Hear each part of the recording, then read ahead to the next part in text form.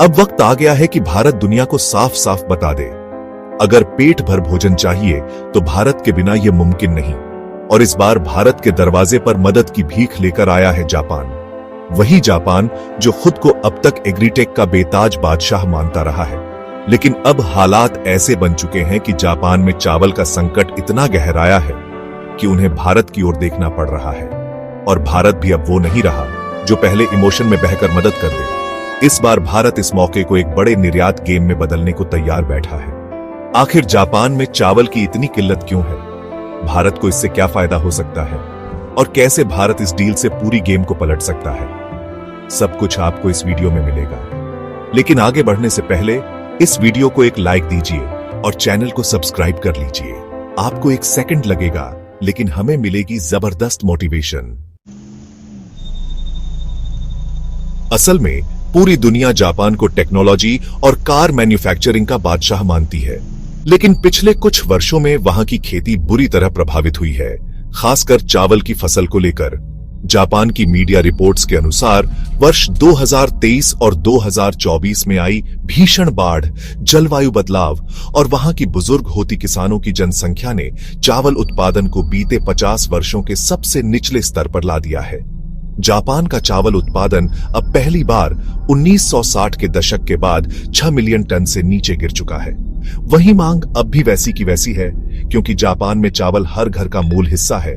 Sushi, onigiri और तमाम जापानी डिशेज इसी पर आधारित हैं। ऐसे में जापान के पास अब कोई चारा नहीं बचा और उन्होंने दुनिया भर से चावल खरीदने की कवायद शुरू कर दी है। और यहीं भारत की शानदार एंट्री होती है। भारत ने इस मौके को एक स्वर्णिम निर्यात अवसर के रूप में देख लिया है, क्योंकि भारत है दुनिया का सबसे बड़ा चावल उत्पादक देश। और खास बात यह कि भारत के पास जितनी मात्रा में बासमती और नॉन बासमती चावल निर्यात करने को है, उतनी किसी देश के पास नहीं। भारत हर साल करीब 135 मिलियन टन चावल उगाता है, जिसमें से लगभग 20 मिलियन टन निर्यात करता है।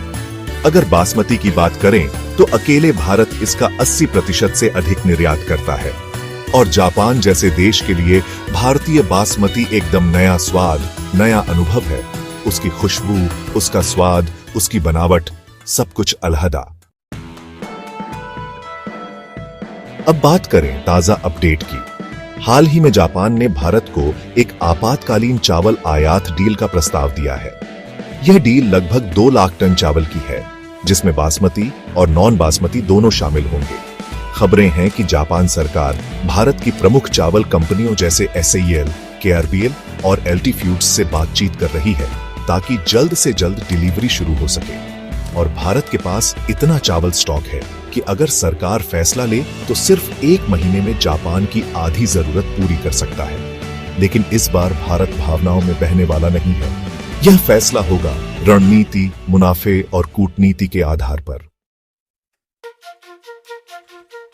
अब सोचिए, अगर जापान जैसा विकसित देश भारत से चावल खरीदता है तो यह सिर्फ कमाई की बात नहीं होगी।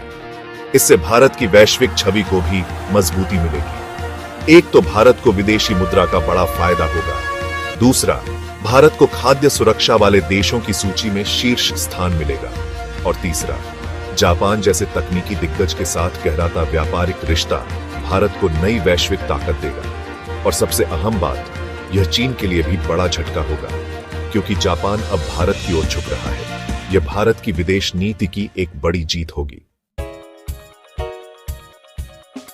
भारत और जापान के बीच हमेशा अच्छे रिश्ते रहे हैं, लेकिन व्यापार के मामले में जापान ने अब तक भारत को वह अहमियत नहीं दी जो उसने चीन या वियतनाम को दी।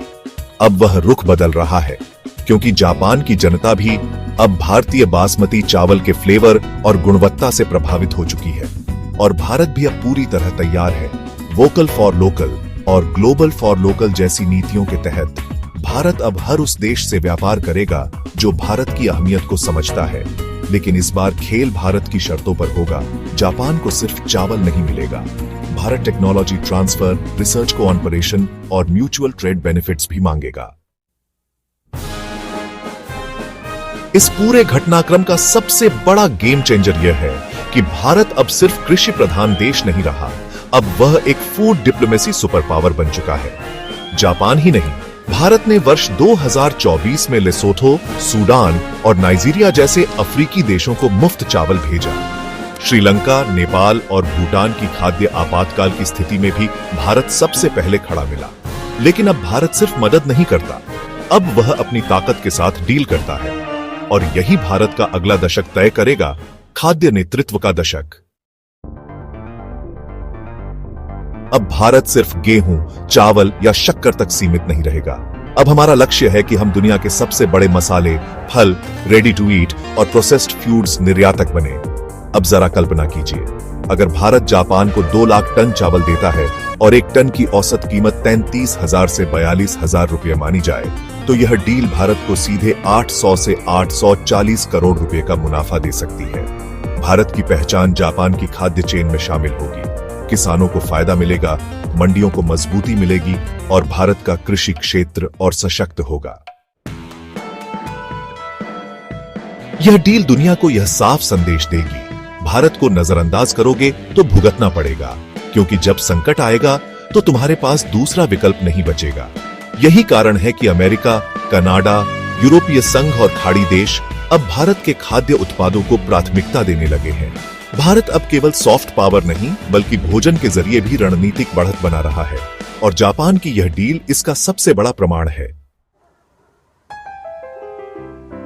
अब सोचिए, जो आज जापान भारत के दरवाजे पर खड़ा है, कल वही लाइन में और देश भी लगेंगे। यानी भारत की चावल डिप्लोमेसी ने यह साबित कर दिया है, अब ताकतवर वही है जो दुनिया की भूख को संभाल सके।